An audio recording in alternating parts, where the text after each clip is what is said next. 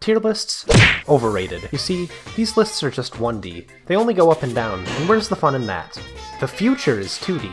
4 whole directions to rank things in. And what a better thing to rank things on than on a political compass. On the compass, there are 2 different axes to rank things on, the state axis and the social axis. To give a brief overview of what each quadrant means, authoritarian left wishes the world to be returned to a Stalin-era communist society. Authoritarian right wants to create an ethno-state. Libertarian left desires complete and utter anarchy, and libertarian right wants anarchy, but with McDonald's. Each of these 4 quadrants can be abbreviated so they are easier to say and roll off the tongue to make their names, such as lib-right and off-left and I don't have an opinion and I'm boring. Now, these people who remain closest to the center of the compass, or centrist as they are often called, are usually the butt of most jokes in the political compass community. However, most politicians in the real world have no choice but to cater towards these people. These people usually make up the majority of citizens. Fucking cowards. Now recently, there's been an uptick in the people referencing the political compass meme format, taking cropped images and outlining them in the color that represents that respective quadrant. Each quadrant has its own respective color. Take this meme from political compass memes, for example. In this image, you can see that the acts of Robin Hood, the protagonist in the tweet, has given wealth from the rich to the poor. However, in this act, this made the poor the rich, which is then implied that Robin Hood has hated what he has created. This is symbolic of authoritarian left because most people who align with that political ideology actually hate themselves. Another example is this here image, which is now taking a jab at auth-rights. Now, most auth-rights usually are associated with wanting to encourage free speech, which is why they just hate it when those extremely liberal moderators banish them once they tell others about their hilarious new idea for a nickname for their minority friend. However, besides memes, there are other purposes for this graph. You can use it as a tool to organize and sort where certain people and other objects and things land on a political scale. And what a better use of organizing things on a political scale than to influence the minds of children? That's right.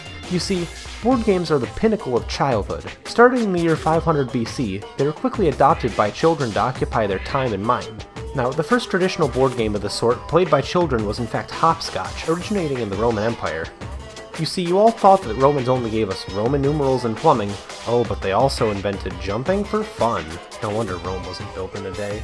But you see, each of these games can fit into one of the quadrants from the political compass, and then you can make sure that one day, if you have kids, that they only play the games from the quadrant you identify with.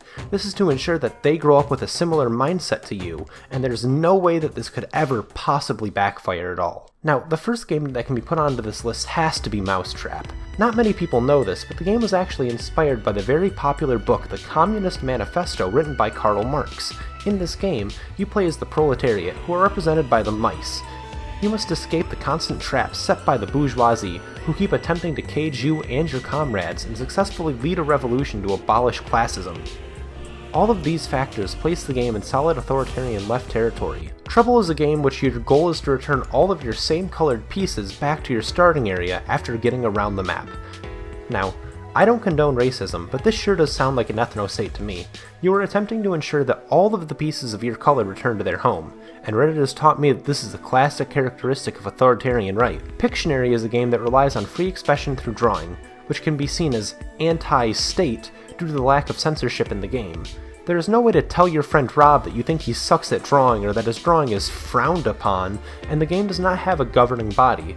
As such, it falls right on the libertarian line. Most people would believe that Monopoly is the wet dream of libertarian right, allowing people to own streets varying from North Carolina Avenue to Pennsylvania Avenue. However, in order to show this game's realism, there are several tax spaces which makes most lib-rights cower in fear. To add to this, the community chest sounds like something communist related. This game falls in the centrist corner of libertarian right. Now, of course, Monopoly cannot be mentioned without talking about its often talked about controversial counterpart, Miss Monopoly, which, in case you're not aware, is actually illegal to play if you're male. Due to this very extreme take, this game falls smack dab in the middle of libertarian left. Apples to apples. Everyone here takes a turn being a leader, implying this game is a classic type of democracy. However, due to the chaotic nature, or anarchy of the game, it still falls into the libertarian left portion of the compass.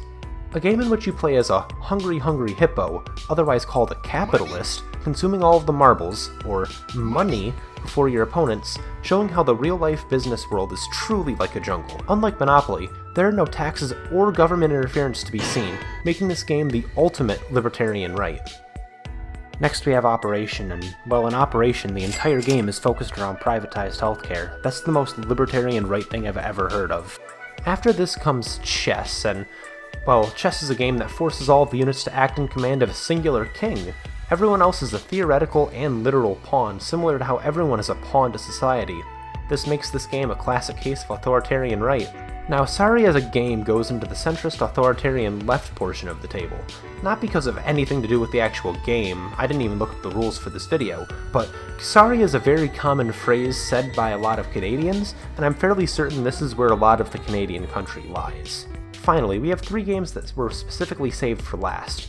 The first of these 3 games, Candyland, and oops, I accidentally put it in the garbage, it's just that bad of a game, I'm sorry, my finger must have slipped. The next of these last few games is another game I've played before on this channel, and that would be Donkey Kong Best Game. This game is nothing but chaos and insanity, and as such, actually fits into another chart altogether. And there we go, it goes right here. And remember, since this is a chart trying to influence your children and how they grow up, this basically means that if your child plays Donkey Kong Best Game, they're going to end up evil. This game is evil.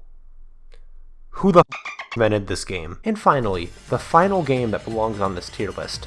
The game that has many aspects to it. It has a system of currency that allows those who are best at the game to excel. A very strict moderation team that monitors everything said in the game automatically. A team where you start equal to everyone else every single new game. And every game devolves into anarchy due to everyone just being complete and utter dog shit. This means that if you want your children to one day grow up and become a centrist, the one and only game for them is League of Legends.